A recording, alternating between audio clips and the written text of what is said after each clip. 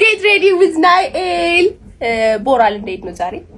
ሊዝናና ናይል get ready with me በላባቴ ሃይ ባይ ጊታይ መጣለ ከዚህና ከዚህ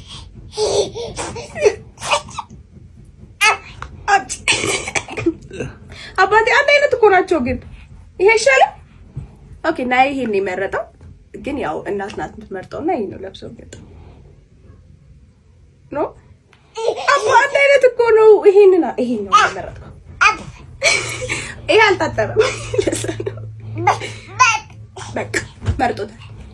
እሺ አሁን ደግሞ በጣም መርጦታል። በቃ ከዚህና ከዚህ